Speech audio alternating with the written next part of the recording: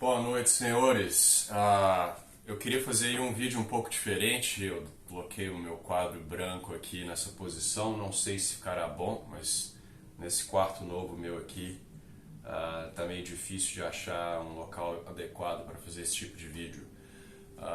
Vai ser simplesmente um teste, mas hoje eu queria falar rapidamente sobre mostrar para os senhores, na verdade, como se sequencia um genoma, seja humano ou de outra espécie, né? Porque, por exemplo, eu tenho certeza que os senhores já ouviram falar de genética, já ouviram dizer que, né, tal mutação afeta tal gene que causa tal doença, ou já ouviram falar do projeto lá do genoma humano, que eles tentaram sequenciar todo o genoma né, de uma pessoa.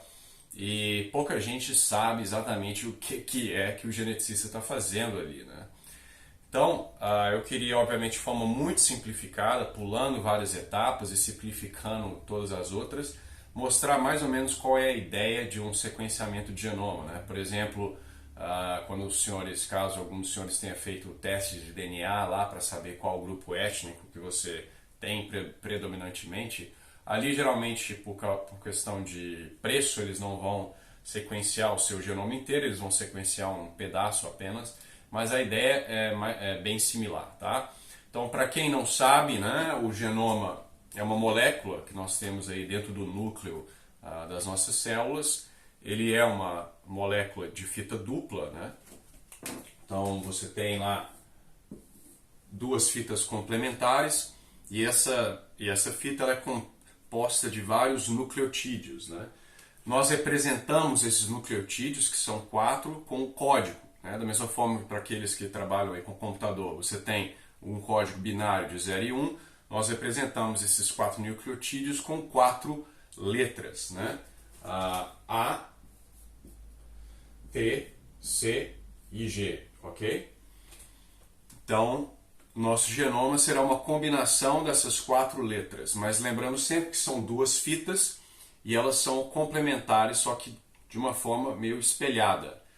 Então, para cada A que você tiver uma fita, a fita complementar vai ter um T e para cada C você vai ter um G. Então, se por exemplo aqui nessa fita nós tivermos um T aqui, na fita complementar nós teremos um A. Tá? Então, se você quiser saber qual é a fita de cima, olhando apenas a de baixo, você só complementa, substitui, né? A por T, C por G, etc.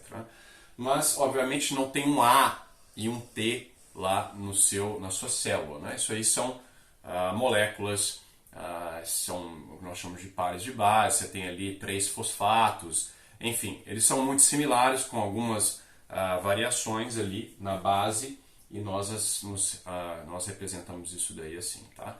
Então, se você quiser sequenciar o genoma, né, saber a sequência aí do seu genoma, você vai ter que primeiramente pegar uma amostra, seja, por exemplo, no caso nosso, de um tecido, por exemplo, um pouco de células aí da sua bochecha, né, com um cotonete. Se for uma planta, você vai pegar, sei lá, uma folha.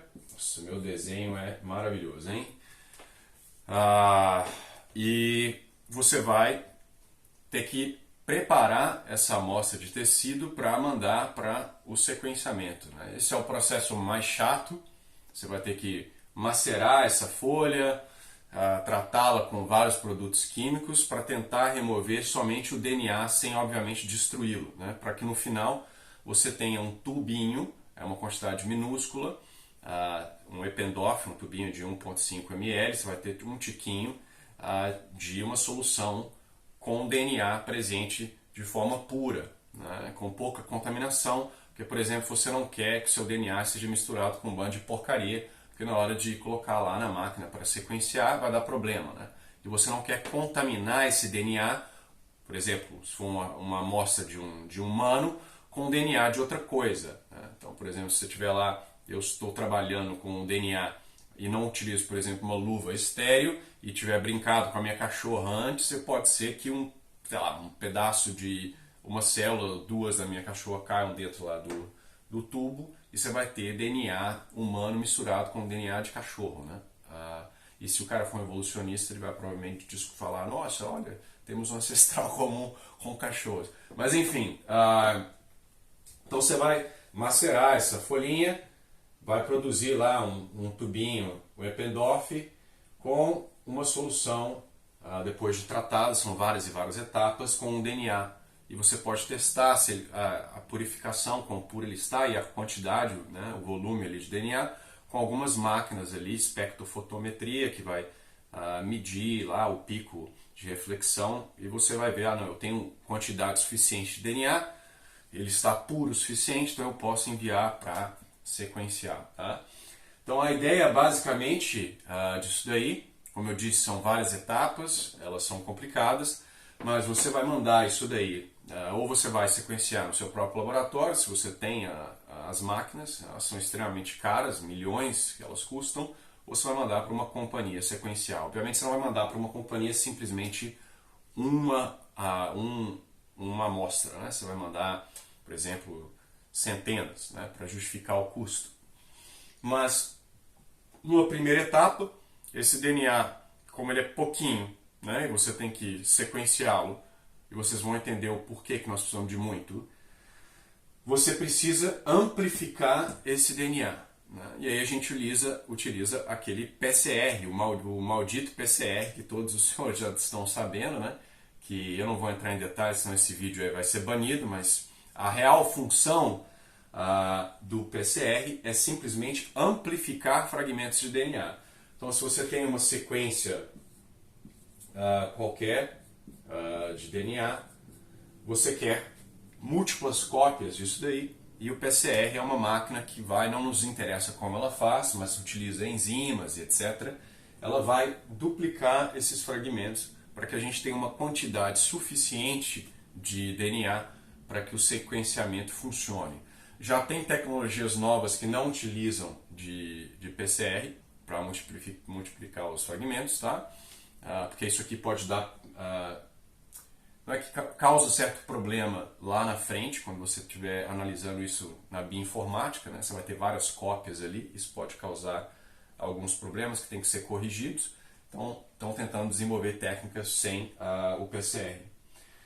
Mas, basicamente, quando você tiver, né, as sequências de DNA, ambas as fitas, né? Então, aqui G, C, C, A, T, T, e múltiplos fragmentos, né? Que por sinal tem que ser picados, né? Porque o DNA, por exemplo, o DNA humano, para cada uma dessas fitas, ele tem mais de 3 bilhões de bases, né? Então não dá para você sequenciar 3 bilhões de uma vez só, então você utiliza enzimas aí que vão cortar esses fragmentos em tamanhos específicos, ok? Tamanhos menores. Então, quando você tiver esses fragmentos menores lá no PCR, tem uma outra etapa que vai linkar, por assim dizer, agrupar o final de cada uma dessas sequências com uma sequência específica que a gente chama de adaptador, né? Que é como eu disse, ela é específica de qualquer companhia que está sequenciando isso daí. Tem outros pedacinhos que também são colocados aqui nas extremidades, mas para nós basta pensar num adaptador. O adaptador vai ser como se fosse um código de barra, ele vai ser, sei lá, uma sequência específica, A, G, T, T, vamos supor, em ambos os lados, tá? Que isso aqui vai ser utilizado depois para o processo de sequenciamento. Então você vai ter milhões e milhões e milhões e milhões de pedaços lá do DNA.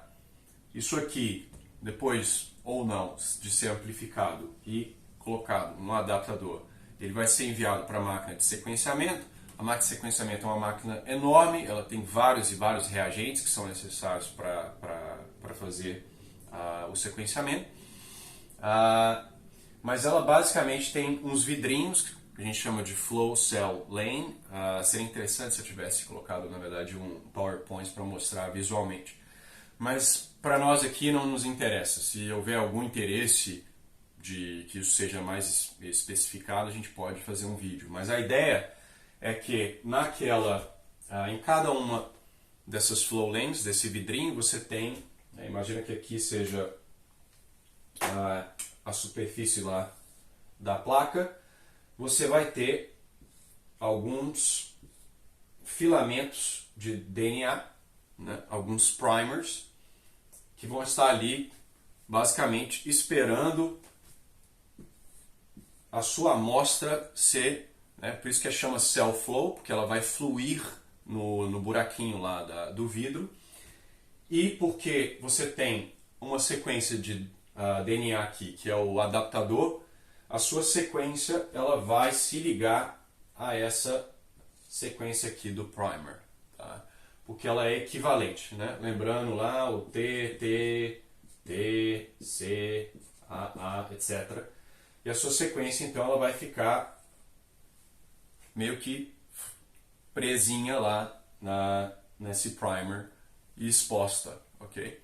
Então isso vai acontecer, são bilhões de células, né? Com os fragmentinhos vão ficar lá todos presos ao adaptador, ok? E então você vai ter o processo de leitura do DNA.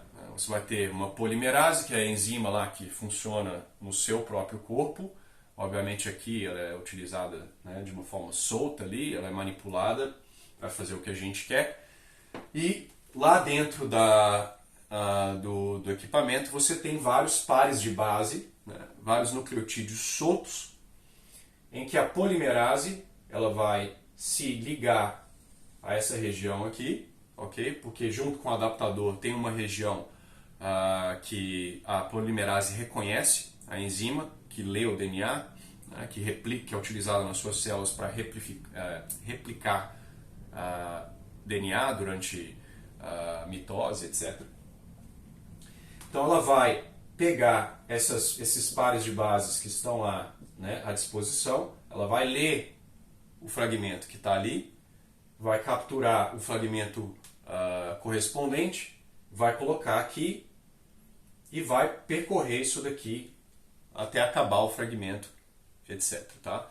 Mas e como é que a máquina lê isso daí? Bom, é porque no caso dos fragmentos que estão aqui presentes, eles têm um grupo fluorescente que é, em algumas tecnologias, isso aí já está mudando, eles estão tentando usar o menos de cor possível, mas cada base tem uma cor específica, né? Igual você tem lá o vagalume, que tem aquela fluorescência verde, se utiliza quimicamente um grupo que está ligado a cada uma das bases. Então, por exemplo, o A teria aqui um grupo fluorescente vermelho, o T teria o azul, o C amarelo, o G verde, etc.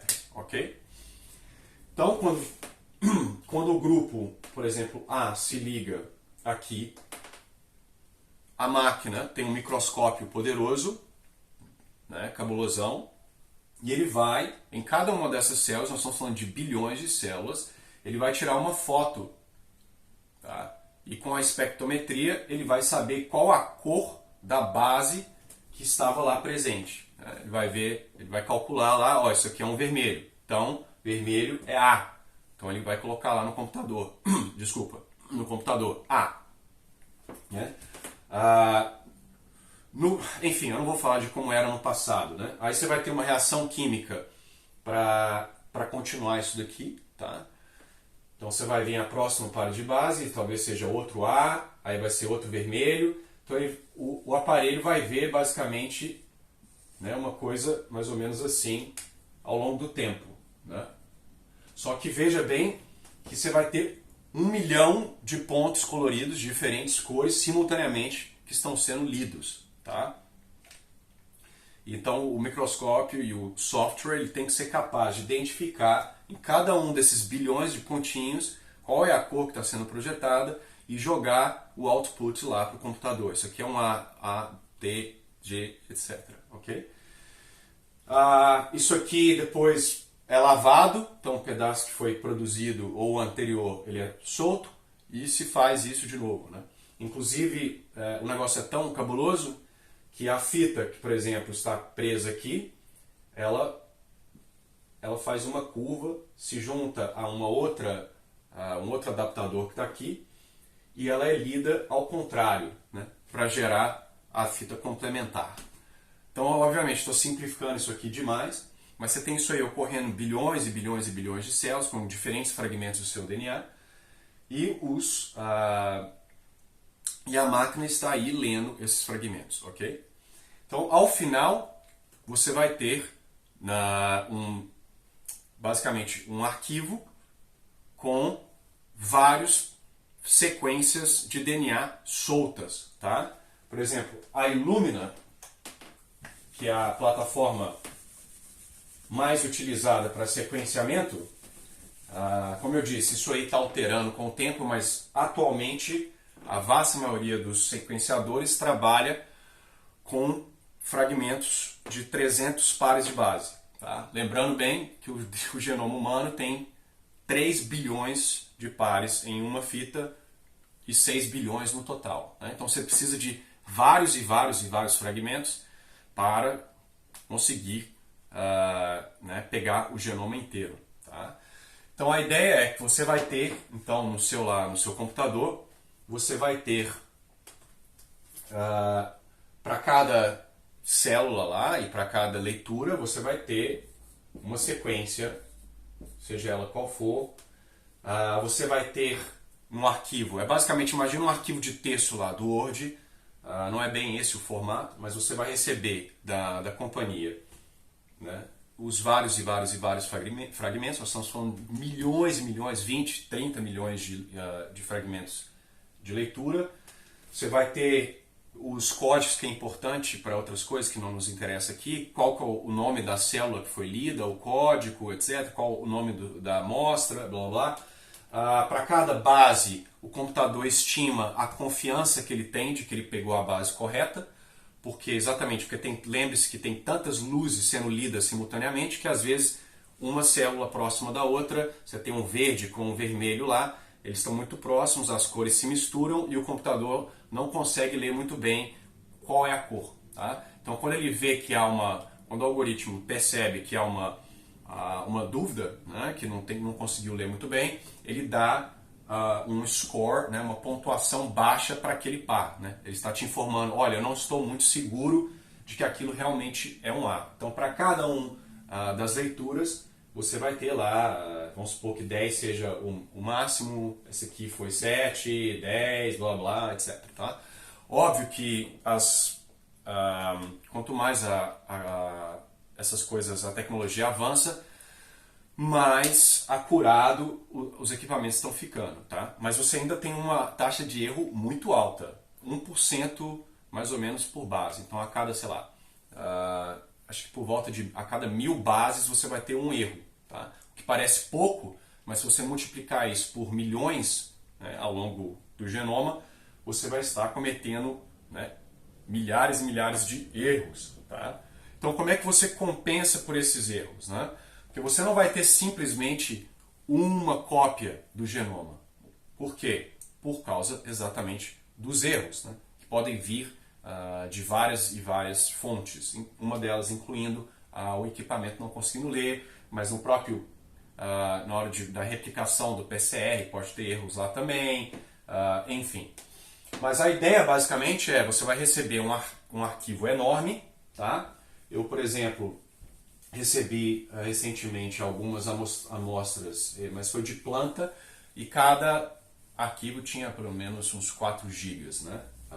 Por exemplo, o genoma da planta que eu trabalho tem mais ou menos uns 750 megas.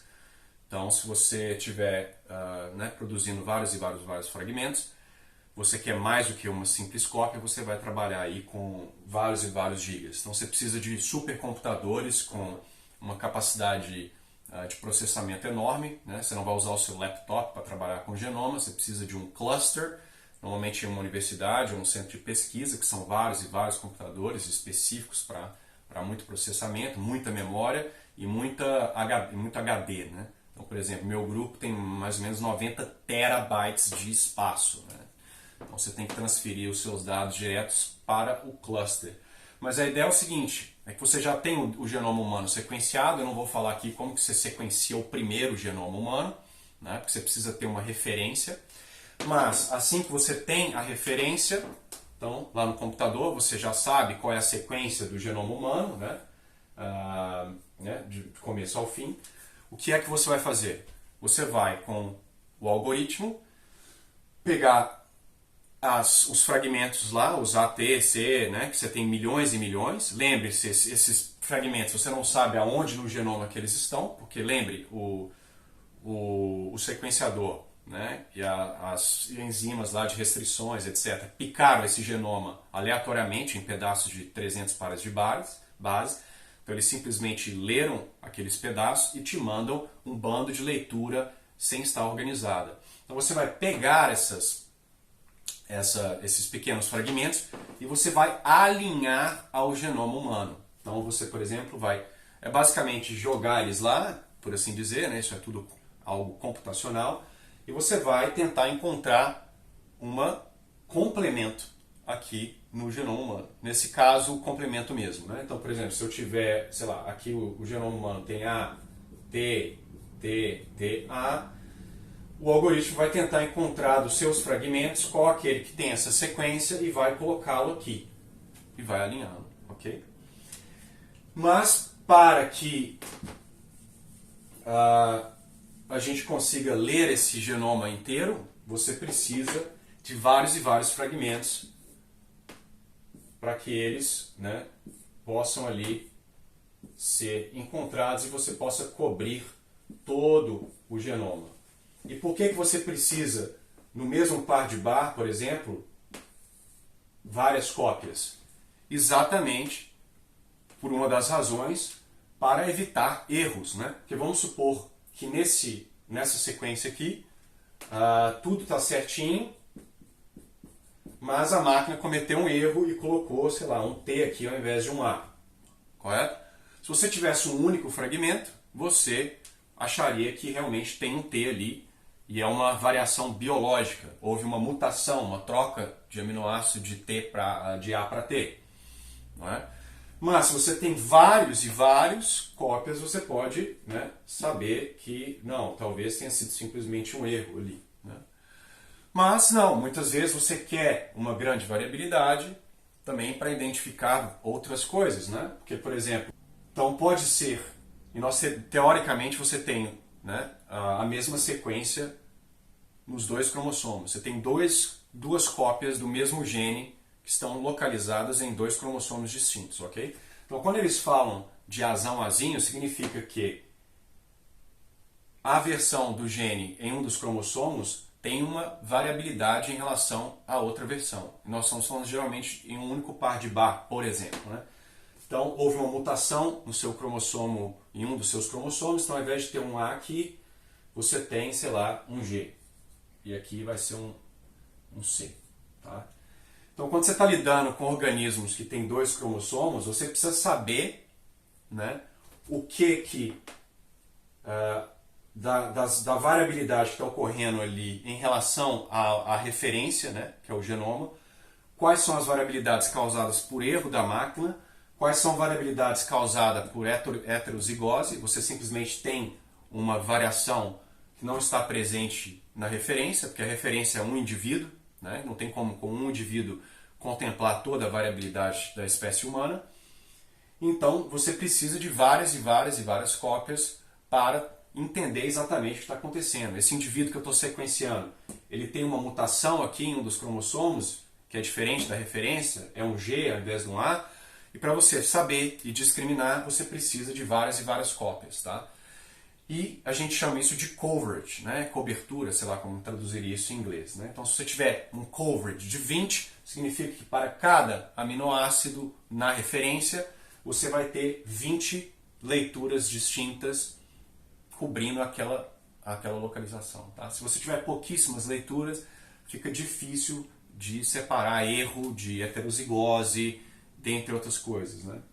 E também corre risco de talvez ter um buraco ali na sequência, porque o sequenciador perdeu um pedaço, mas se você tiver várias e várias e várias leituras repetidas, né, você sempre vai ter um fragmento cobrindo aquele pedaço. Né?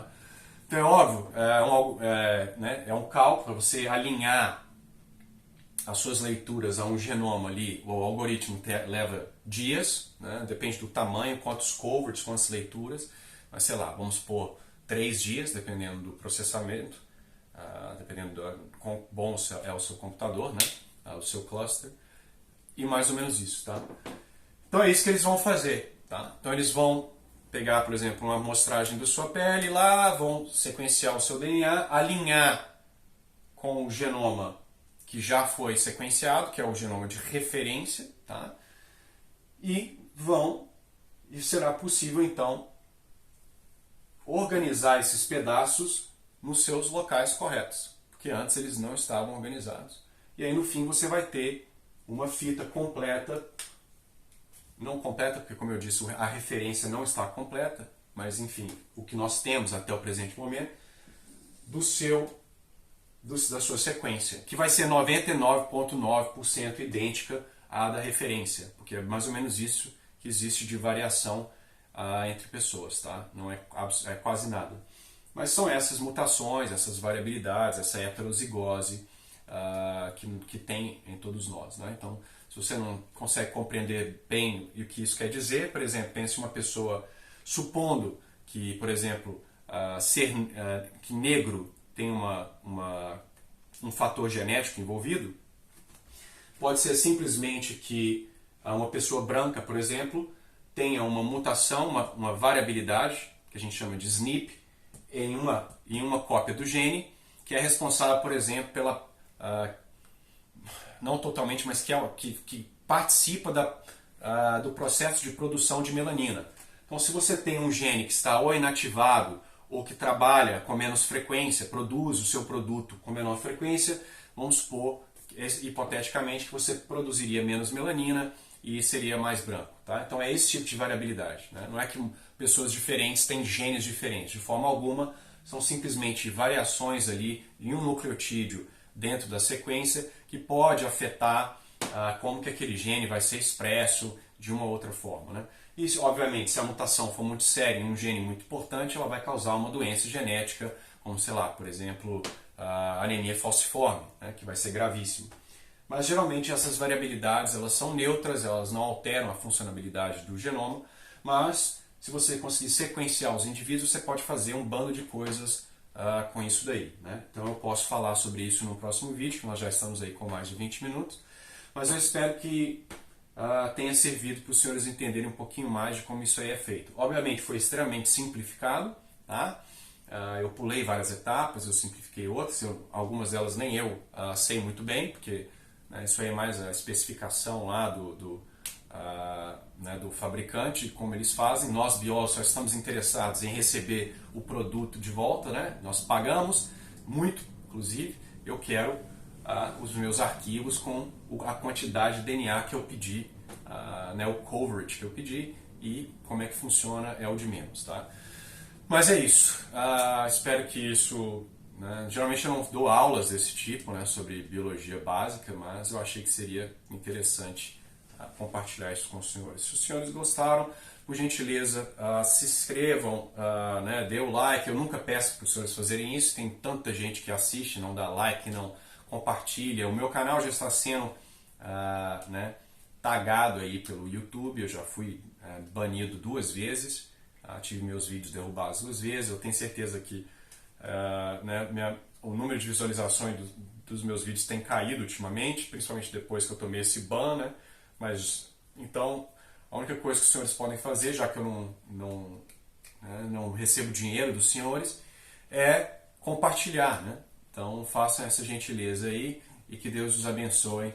Fiquem até a próxima. Tenham uma boa noite.